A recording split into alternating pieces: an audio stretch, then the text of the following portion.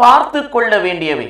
இது இயேசு கிறிஸ்துவுக்குள் பிரியமான என் சகோதர சகோதரிகளே, இந்த நிமிட நட்சத்திரக்கு இயேசுவின் நாமத்தில் நான் உங்களை அன்போடு அழைக்கிறேன். பார்த்து கொள்ள வேண்டியவை. இந்த உலகத்தில் எவற்றை பார்த்து கொள்ள வேண்டும்? கடவுளின் அருளை இழந்து விடாமல் பார்த்து கொள்ள வேண்டும். கடவுள் நமக்கு அருளை கொடுக்கிறார்.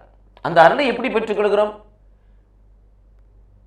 நீதிமொழி 8ஆம் அதிகாரம் 17 வாசிக்கிறோம். அதிகாலமே தேடுகிறவன் ஆண்டவரை கண்டடைவான்.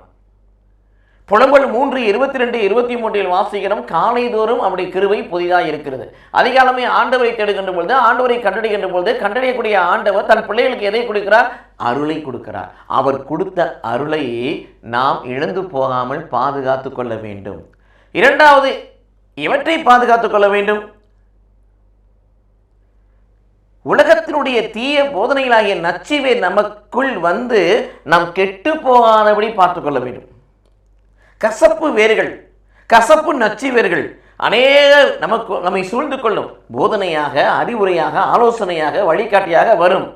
அவற்றில் நாம் எச்சரிக்கையாக இருந்து அவை நமக்குள் விதைக்கப்பட்டு முளைத்து தொல்லை கொடுக்காதபடி, அதனால் நாம் கெட்டு போகாதபடி, அதனால் பலர் கெட்டு போகாதபடி நாம் பார்த்து கொள்ள வேண்டும். இது கெட்டு போகாத ஒரு வாழ்க்கை நமக்கு கிடைக்க வேண்டும் என்று சொன்னால், அவனுடைய அருள் நமக்கு இருக்கும் என்று சொன்னால், எவகையிலும் கெட்டு போகாதபடி கடவுள் நம்மை பாதுகாத்துக் கொள்ளுவார்.